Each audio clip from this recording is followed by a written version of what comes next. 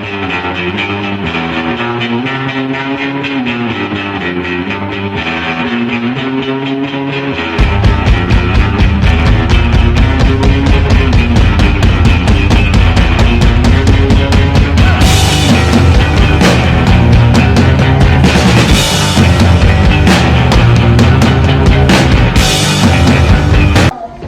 guys, welcome to the vlog again this week. Thanks for joining us. We had a pretty exciting week this week. We went to Monte Cassino and we went to Cortona. That's the relationship where everybody requires God says that from even before the moment that we think about So I'm going to compete with Augie a little bit because he's supposed to be reading Go Dogs Go. But he stole our whole camera setup for a half a second there, so we're restarting. But we went to Monte Cassino this week with the students and it was very beautiful. And there was something we picked up, an icon there, so I wanted to show this to you guys.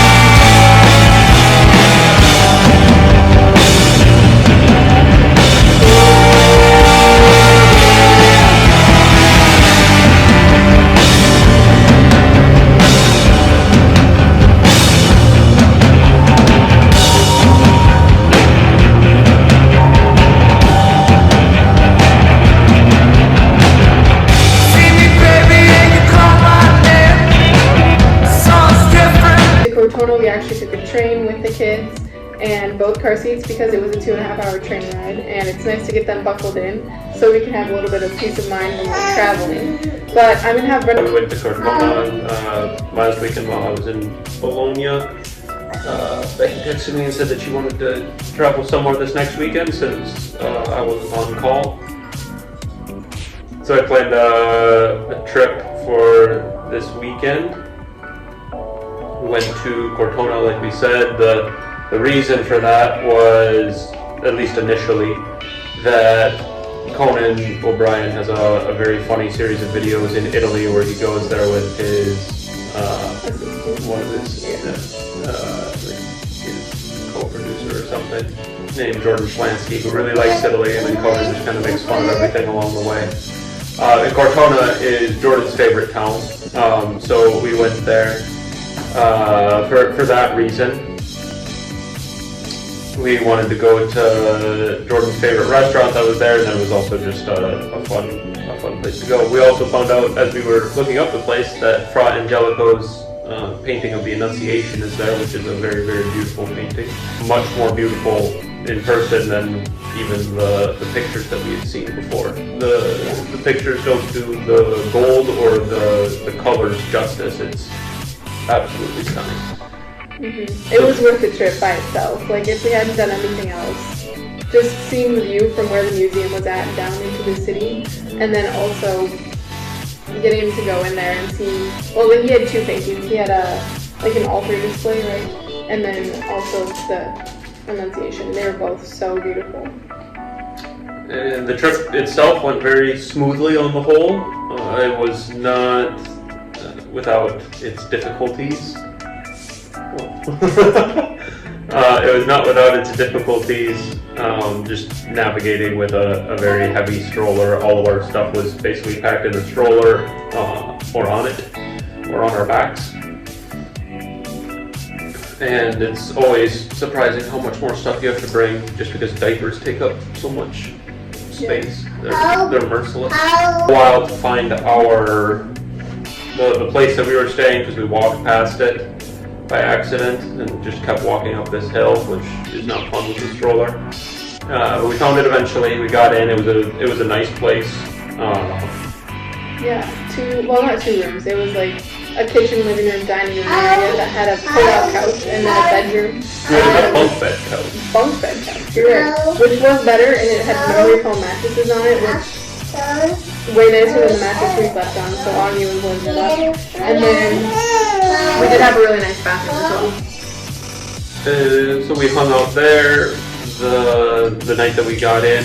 Just kind of tried to get settled. I ran to the grocery store, a walk to the grocery store, so we could have some supper that night. And then the next day we got up and we went to a little coffee shop and then started walking to Cortona proper. We were in a little town outside of Cortona, which is just further down the hill. So the walk ended up being just straight uphill pretty much for about 40 minutes. So we were pushing a stroller with 2 kids and a backpack uphill, probably 40 minutes or so. But it was nice because we didn't. When Brendan says we, he was the one pushing. Oh, okay.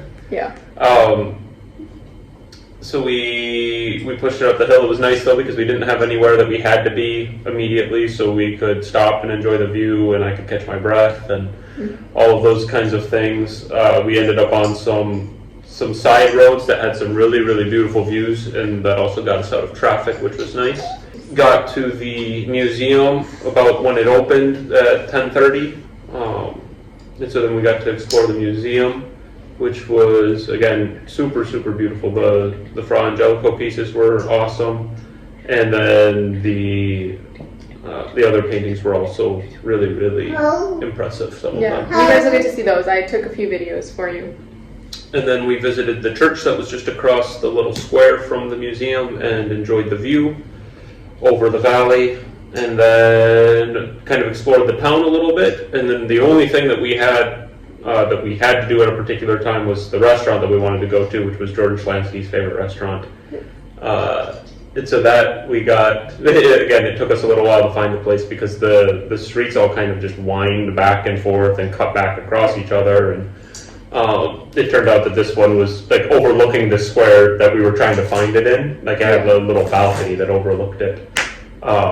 And so we're like walking all over trying to find out where it is, and it was just because it was above us that we couldn't find it.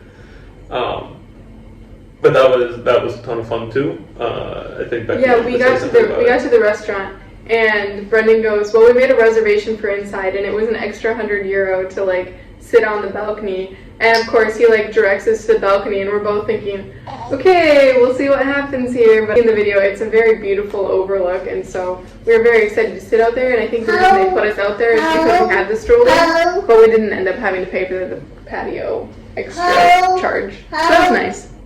Yeah. What would you like? And the meal was super, super, super good. We got what?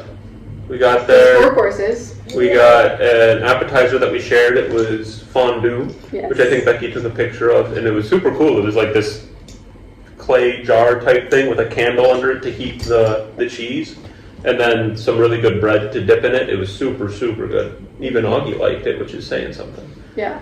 And then we got a pasta course. We each got our own pasta dishes. Mm-hmm. You had what? Wild boar ragu. Wild boar ragu. That was very, very good. So it's kind of more traditional spaghetti type noodles. I think they're called tagliatelle. So those were really good. And then I had tortellini that had duck in it, and then like a pea cream kind of stuff, and then a kind of a cream and oil sauce, and it was probably one of the best things that I've ever tasted in my life. Yeah, like, it was right up there. So good, you guys. It's in your mouth, and this is gonna be super weird, but I'm not a foodie, so here it goes. You put it in your mouth, and it was like an olive oily garlic taste right at first, and then you got this like pea and cream sort of flavor next, and then you like actually bit down and started chewing, and you got the whole like creamy cheese mixed in with everything that like just brought it all together, and it was way better than you would imagine. Like sort of pasta being, but it was phenomenal. So. And then we had our meat course, and Becky had a steak, and I had veal. And both of those were very, very good as well. I think we were both happy with what we got. We tried each other's, and both of us liked what we had better than the Yeah. The one thing I would say is they really like their meat rare here, and so I was debating getting a rare steak or a medium steak, and I went with medium, just because I know they serve beef tartare on most menus. That was a smart decision because it came out pretty medium rare, and Brendan got his rare, and yours was veal, and it was like seared on both sides and then not cooked in the middle. So it still tasted delicious. Yeah. He's the one that likes beef tartare though, so it was very funny. But and then we got a dessert. Yes. That was also incredible. It was strawberry gelato with a raspberry and a mango sauce just kind of on the side, and then chocolate mousse. Mm-hmm. Was there something else, or was that it? And vanilla crumble. Oh, and the vanilla crumble. And it was super good. It was and then the wine, really good. it was one of those restaurants that has a sommelier who comes around and tells you what you should drink. Yeah. So we thankfully, because he looked at us like, wow, I think they're crazy Americans. and they had a very, very extensive wine menu. And so Becky kind of told him what she wanted, and then he pointed us to a couple of wines, and we picked one of the three that he suggested, and it was really good. Yeah. And it came with a bottle that looked like it had a cake on it. Yeah. So I would not have guessed that it would not have been a bottle of wine that I would have picked if I had seen it at the store. Yeah. It very is in the Tuscan wine region though, and so we were told when we go there to drink a lot of wine. And it was some of the best wine I have drank here in Italy so far, so that was really nice.